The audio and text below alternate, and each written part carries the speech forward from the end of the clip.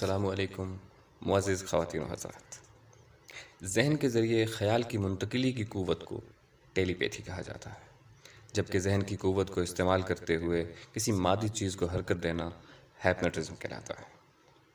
دنیا میں آج بھی ایسے کئی لوگ موجود ہیں جو اپنے ذہن کی قوت کو استعمال کر کے کسی چیز کو چھوئے بغیر موڑ دیتے ہیں یا پھر ہوا میں معلق کر دیتے ہیں۔ ناظرین، کئی سال قبل 80 کی دہائی میں ٹیلی ویژن پر ایک انگریزی فلم میتھیو اسٹار نشر ہوا کرتی تھی، جس میں فلم کا ہیرو محض اپنی ذہن کی قوت کے بل پر کسی بھی چیز کو ہوا میں معلق کر دیتا تھا یا چیزوں کو توڑ مروڑ دیتا تھا۔ 90 کی دہائی میں فلم میٹرکس کے بہت چرچے ہوئے، جس کے ایک سین میں ہیرو اپنے ہاتھ کے اشاروں سے اپنے طرف آنے والی سینکڑوں گولیوں کو روک لیتا ہے۔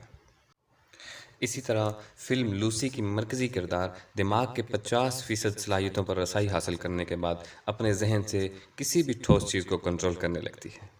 ناظرین، یہ تو خیر فلمی دنیا کی بات ہے۔ توجہ حاصل کرنے کے لیے اس طرح کی کہانی لکھنا کہانی کار کی مجبوری ہوتی ہے، لیکن ایک سوال ذہن میں ضرور اٹھتا ہے، کیا یہ حقیقی دنیا میں بھی ایسا ممکن ہے؟ بعض حیوانات اور نباتات قدرتی طور پر اس صلاحیت کے حامل ہوتے ہیں۔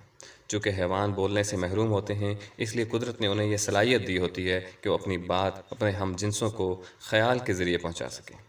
انسانوں میں بھی قدرتی طور پر یہ صلاحیت موجود ہوتی ہے، لیکن عموماً انسان اپنے دماغ کا محدود حصہ ہی استعمال کرتے ہیں، اس لیے ہر کسی کو اس کا ادراک نہیں ہوتا۔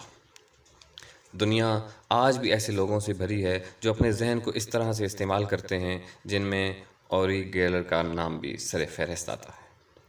BBC ٹیلی ویژن کے پروگرام میں وہ پہلی دفعہ منظر عام پر آیا۔ لوگوں نے دیکھا کہ وہ ایک سمارٹ سا نوجوان ہے جو گھبرایا سا لگ رہا تھا۔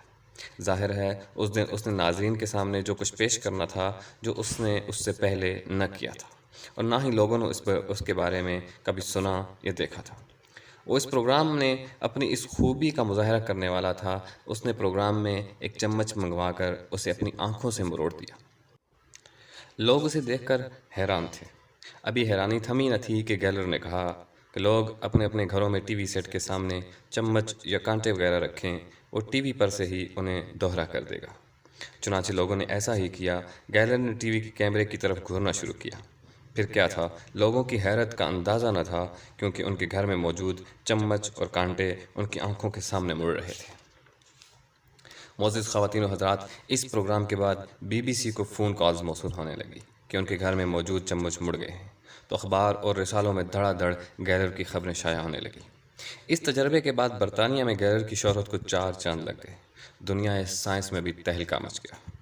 سائنسدان اپنی جگہ حیران تھے کہ یہ کیسے ممکن ہے، اور ہمارا کوئی بھی نظریہ اس واقعے پر پورا نہیں اترتا۔ چنانچہ کہا گیا کہ یہ فراڈ ہے۔ اس پر گیلر نے کہا کہ وہ ہر امتحان کے لیے تیار ہے۔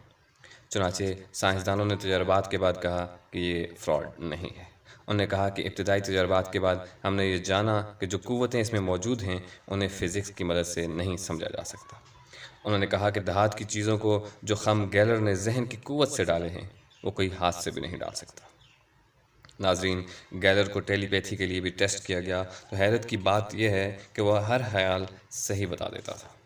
ایک بار ایک ٹیسٹ کے لیے ایک آدمی تصویر لے کر ایک کمرے میں بیٹھ جاتا ہے۔ گیلر کو دوسرے کمرے میں بٹھایا گیا، اسے کاغذ اور پینسل دے کر وہی تصویر ہو بہو بنانے کا کہا گیا کہ دوسرے کمرے میں موجود شخص اس تصویر کو دیکھے گا اور تم اس کے ذہن سے رابطہ کر کے اس تصویر کو بناؤ۔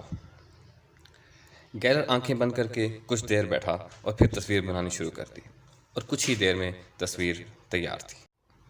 تجربہ کرنے والوں نے تصویر کو دیکھا تو وہ ایک انگور کے گچھے کی تصویر تھی، اور جو ساتھ والے کمرے میں تصویر تھی وہ بھی ایک انگور کے گچھے کی تھی۔ لیکن حیران کر دینے والی بات اب تھی جب دیکھا کہ جتنے انگور اصل گچھے میں تھے اتنے ہی گیلر کی تصویر میں بھی تھے۔ یہ ٹیلی پیتھی کی انتہائی شاندار اور عمدہ مثال تھی۔ گیلر سے جب پوچھا گیا کہ یہ خیال اس کے دماغ میں کیسے آتے ہیں تو اس نے بتایا کہ دماغ میں گویا ایک سکرین موجود ہے، جب میں آنکھیں بند کرتا ہوں تو وہ سکرین میرے سامنے آ جاتی ہے۔ گیلر میں جو خوبیاں ہیں وہ خدا داد ہیں۔ عام طور پر یہی سمجھا جاتا ہے کہ ہر شخص میں یہ خوبیاں نہیں ہوتی، لیکن کیمبرج یونیورسٹی کے ڈاکٹر کارل سٹارجنٹ کچھ اور ہی کہتے ہیں۔ ان کے مطابق ہر شخص میں یہ خوبیاں موجود ہیں، لیکن ہم ان کا استعمال بھول گئے ہیں۔